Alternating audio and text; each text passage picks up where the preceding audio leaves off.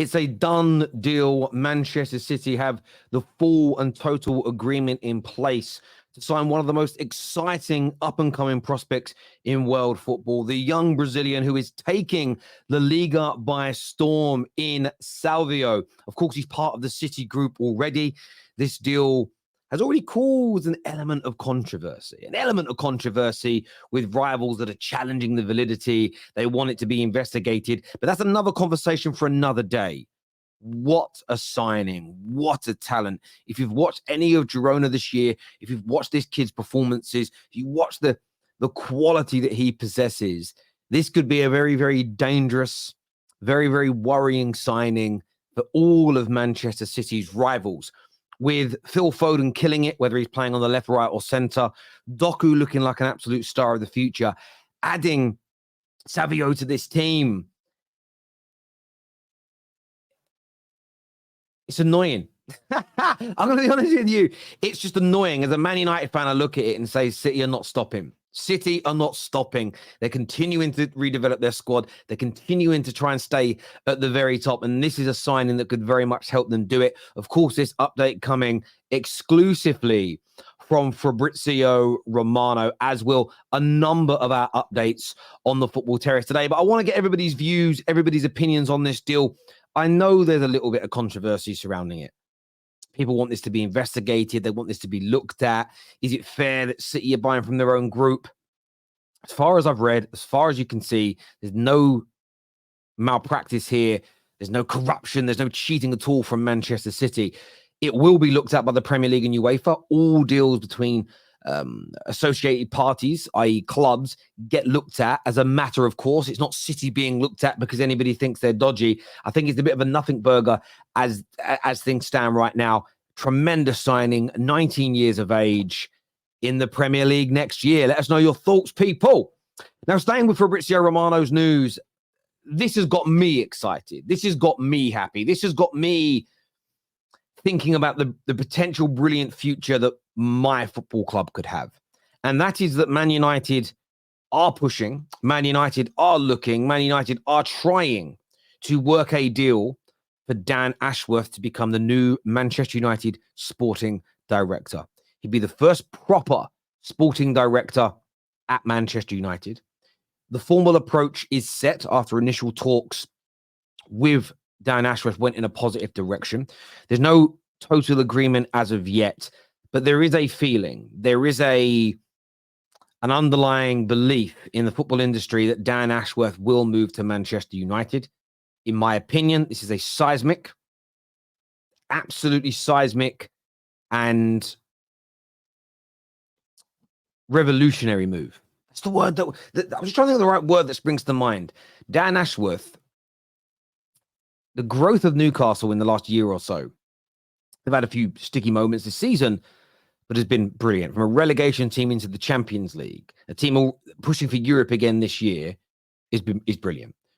How he helped to build Brighton from a team nearly going out of business to a team getting into Europe, playing some of the most beautiful football in the Premier League is brilliant. I believe that skill set, that know-how, that knowledge, coupled with the budgets and the size and the starting point of Manchester United, puts us into a tremendous position. This man is legit. This man is top quality. He has great relationships with multiple clubs around the world, and that is going to help benefit Man United. So I am very, very excited about this indeed. I want to get your opinions on that, though. Sticking with Fabrizio Romano, he's also stated that Manchester United, and this is another one to be excited about, are scouting, really appreciate, and looking at a potential 40 million euro deal for Jeremy Frimpong of Bayer Leverkusen. He's had a tremendous couple of years. Can play right back, straight wing back, can play right midfield, can play attacking on the right-hand side. It's an area that needs to be looked at Man United.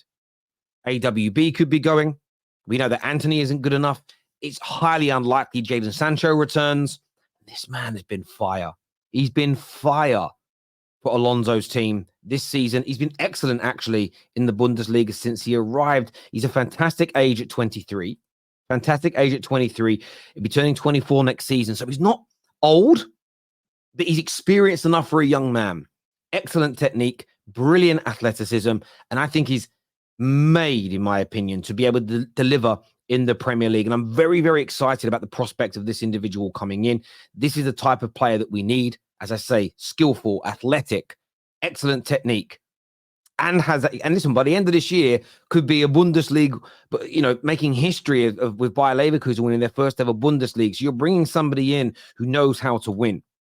I love the idea of this deal. I'm excited that Fabrizio Romano has shared it. But as ever, I want to get your views and I want to get your opinions on that, ladies and gentlemen, in the comments section below. Now, moving to North London, some big updates for them. First one surrounds Ivan Toney.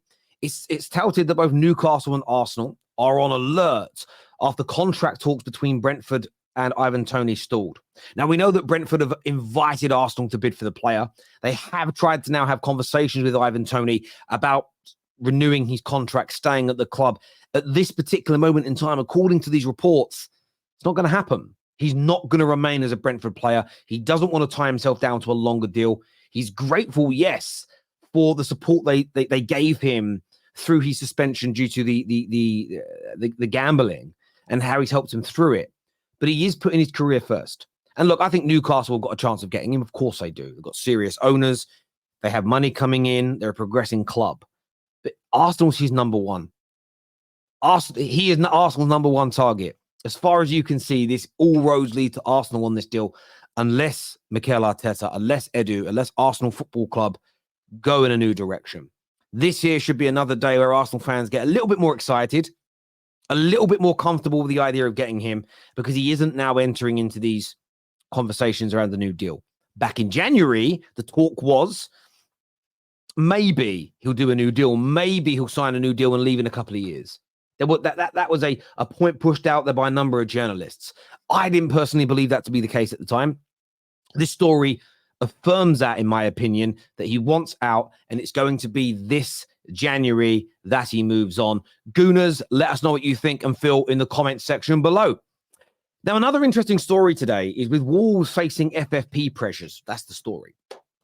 It says here that Arsenal and Liverpool are both interested in signing Pedro Netto from Wolves.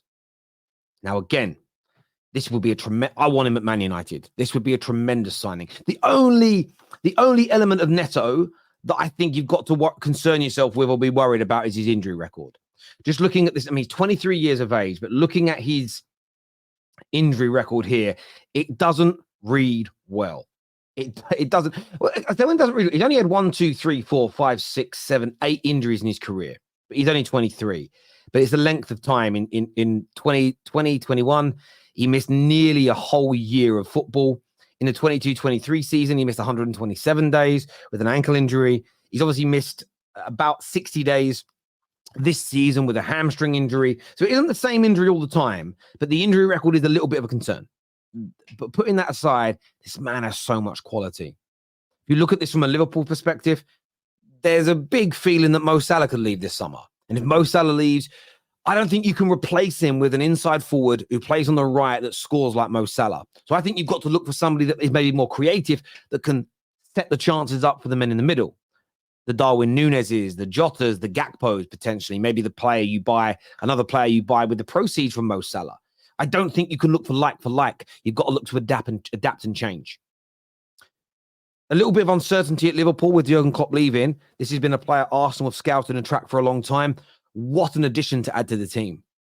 I think there's times where Bukayo Saka needs resting. I think there's times where Bukayo Saka has been out of form and he could do with somebody else coming in. I also think Bukayo Saka will improve being pushed by somebody like Pedro Netto. This should be a deal that Arsenal fans are screaming for their club to get done. You add Ivan Toney and Pedro Netto to your attack, coupled with what you've already got, maybe with a Nelson moving on and an Nketiah moving on. The upgrade is ridiculous, in my humble opinion.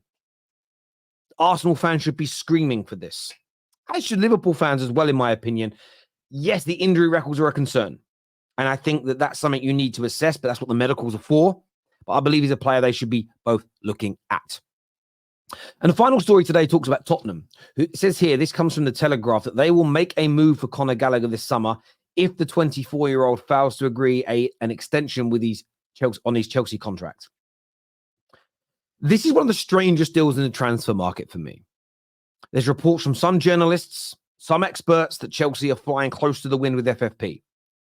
Others, such as Ben Jacobs, claim there is lots of money to spend in the summer. If there's lots of money to spend, then why wouldn't Conor Gallagher sign a new deal? Why are they looking to sell? Why would they be looking to sell a lot of their academy players that, on an FFP perspective, are looked at as pure profit? If they had that £200 million to spend, irrespective of what's going on, it's a confusing situation. There are multiple stories coming out. You'll often find the truth is somewhere in the middle of all these circumstances. The reason why I look at this Conor Gallagher deal as strange is because the manager has made him captain this year. He has been an integral part of their team. Yes, the team's struggling. I don't necessarily think that's been because of Conor Gallagher.